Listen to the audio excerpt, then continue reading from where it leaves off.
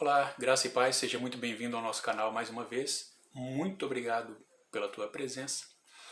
Te pedimos que ao final você se inscreva, acione o sininho para receber os próximos vídeos, dê uma curtida e compartilhe o vídeo se foi bom para você, para que você também possa abençoar outras pessoas.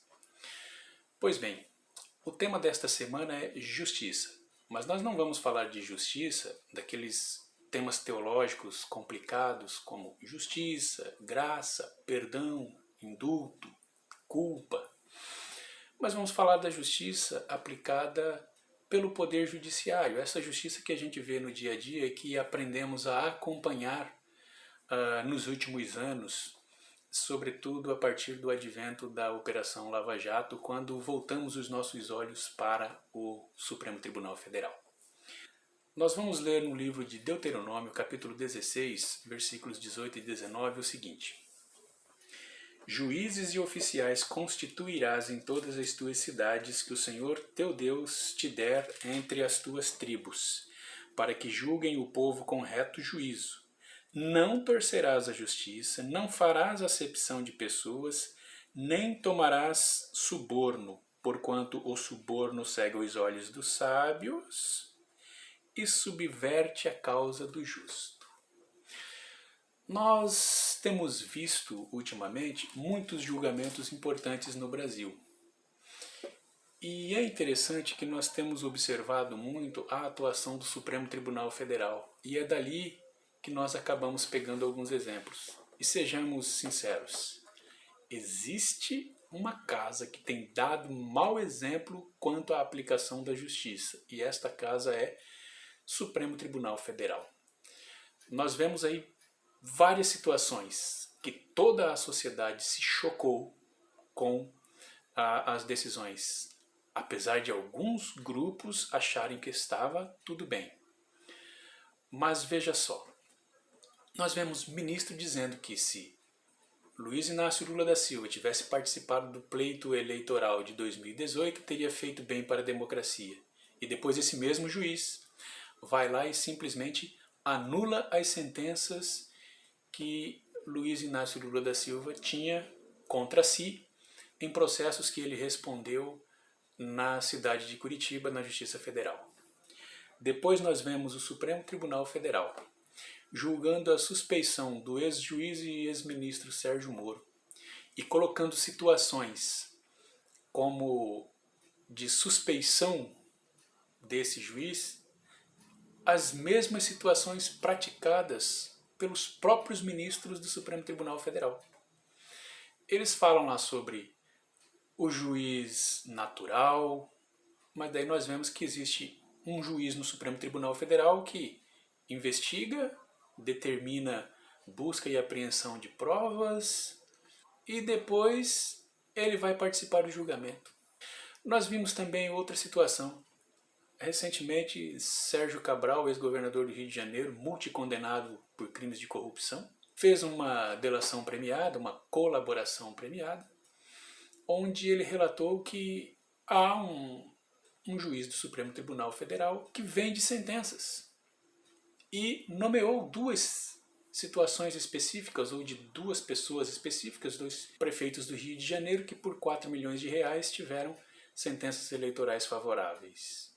E depois nós vimos este mesmo juiz participar do julgamento se a delação premiada valia ou não. Quer dizer, ele estava julgando a sua própria causa. Então, o que nós vemos aqui são interesses. Um juiz que defende que determinada pessoa deveria ter participado de um pleito eleitoral, depois vai lá e anula a sentença dessa pessoa. E o outro que é denunciado vai lá e decide se a denúncia vale ou não. É só isso? Não, nós também vemos o seguinte. Essas são ações que podem perfeitamente ser enquadradas em crime de responsabilidade, que são crimes que autoridades cometem no exercício dos seus cargos, no desempenho das suas funções, em desacordo com o que determina a lei. Só que esses juízes deveriam ser julgados pelo Senado.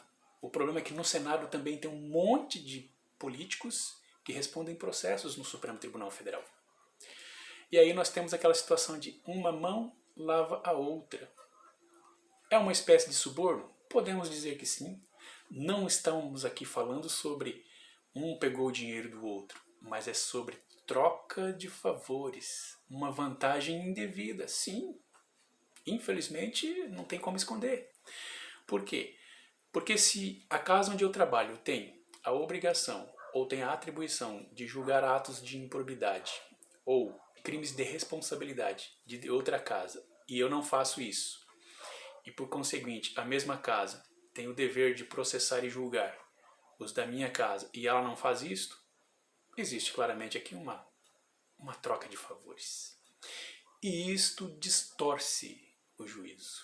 Então o que nós vemos é o seguinte: pessoas que não agem de acordo com esses princípios que Deus estabeleceu aqui são pessoas que estão fazendo acepção de pessoas.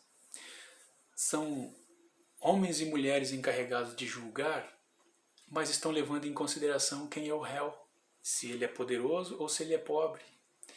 E não é para levar isso em consideração. Você não pode abraçar a causa do pobre porque ele é pobre e nem a do poderoso porque ele é poderoso, mas simplesmente porque ela é justa.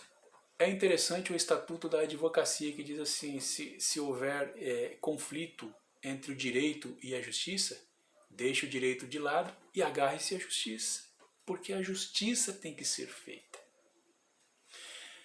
E nós vemos um péssimo exemplo hoje no Brasil e, infelizmente, como se diz, é a cabeça quem guia o resto do corpo.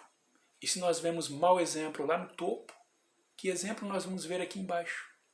E aí que eu conclamo a você: por favor, não se espelhe nos maus exemplos.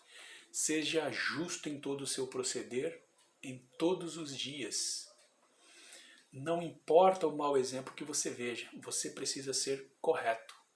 Você não pode aceitar suborno, você não pode aceitar nenhum tipo de vantagem, você não pode, por exemplo, esconder a verdade, porque se você disser a verdade vai beneficiar alguém que você não gosta. E você não pode deixar de dizer a verdade, porque se você disser a verdade vai prejudicar alguém que você gosta. Veja, nem para prejuízo e nem para bem a verdade deve ser escondida. Ela deve ser dita sempre para o bem da justiça, sempre para o bem da administração do que é correto. É isso que Deus espera. E nós, muitas das vezes, precisamos julgar a nós mesmos, julgar os atos que acontecem ao nosso redor. E nós devemos fazer isto com isenção, com imparcialidade.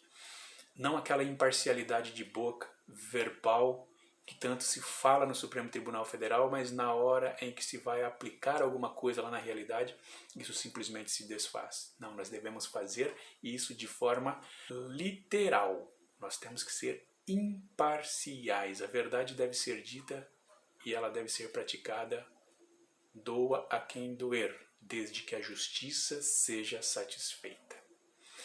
E nós devemos ter esse senso de justiça sempre.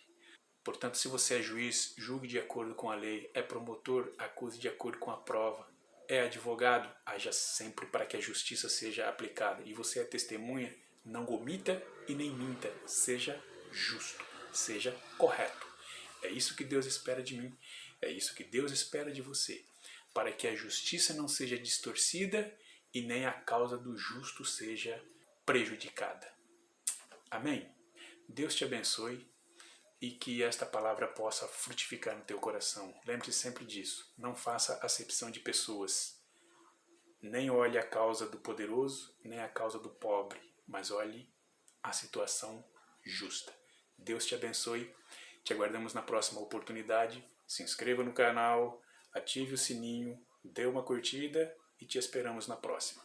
Até mais. Deus te abençoe novamente.